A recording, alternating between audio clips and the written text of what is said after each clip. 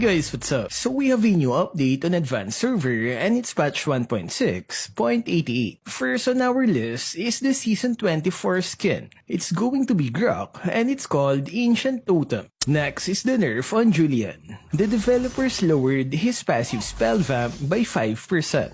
At full stacks, he will only get 60 instead of 75%. And they also nerfed his second skill's lifesteal. As you can see, the lifesteal is low even when hitting multiple enemies.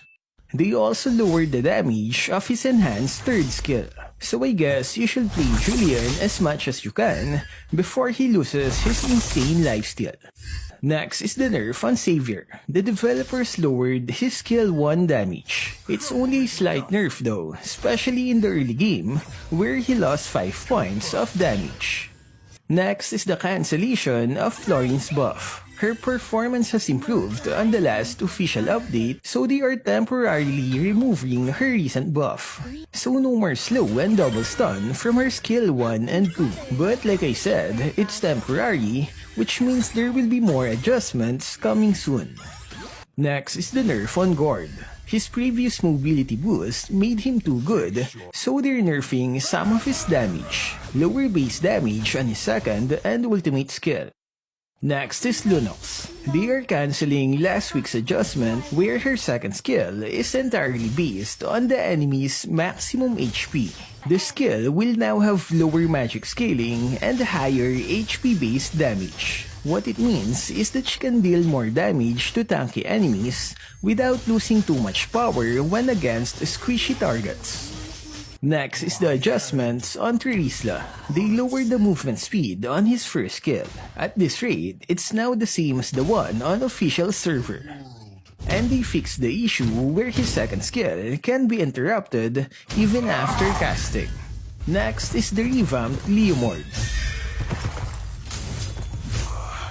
Despair is punishment for the undead. His critical damage from his passive skill is now 200% when hitting low HP enemies. And lifesteal ratio is increased to 100%. Skill 1 damage is increased to 40%, and higher defense when in ultimate form. Next is the revamped Vexana. Let's listen to her new voice lines. Hope will find a way, even when all is forlorn. I was supposed to marry him. In this gown. Mind your steps, visitor, for Necrokeep is cold and hostile. Tears and laughter, such extravagant graces. The silence of Necrokeep is too cold, too loud. There are memories time does not erase. There's no farther for us to fall. This is not the end for us. For one day, Necrokeep will bathe the daylight. It is a blessing to bloom and to wither. I'll be the beacon that guides Necrokeep through the dark. Rise! More adjustments on her skills. Lower damage on her passive, second skill, and ultimate. The Undead Knight will have a longer delay before he swings his sword upon landing. It's a way to give opponents a fighting chance against her AoE skill.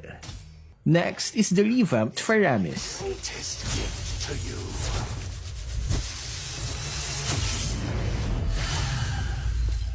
His previous stats are too strong, so they're making some adjustments. Longer cooldown when generating stacks, lower heal, and less respawn timer per stack. In exchange, it now has a new feature where he gains 4 magic power per stack. So at full stacks, which is 25, he gains plus 100 magic power. His first skill damage is lowered, while his second skill now has a longer cooldown, and the base HP from his ultimate is lowered by 400 points at max level. Losing the HP will grant immunity, but they can't use any skills. Next are the item changes. The damage reduction from Radiant Armor is now weaker. But in exchange, its crafting cost is now cheaper by 100 gold. This is good news for those heroes that are countered by Radiant Armor. The developers think Bloodwing's effect is too weak to make an impact, so they're adding 25 more magic power to its stats.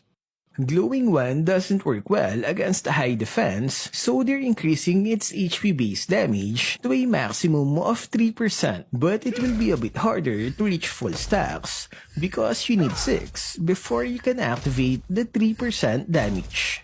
I guess it's not a problem for the likes of Hardy and Eve because of their multi-hit skills.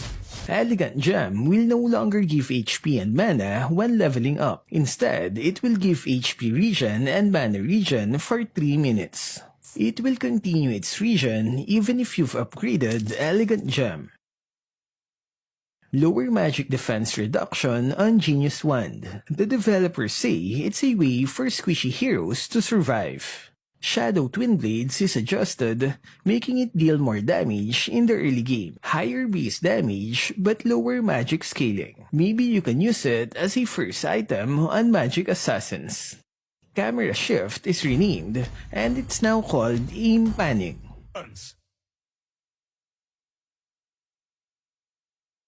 Last one is the ultimate skill effects. All heroes using their ultimate will have a cube appearing at the top of their head. And here I thought it was part of Tigreal's Starlight effect.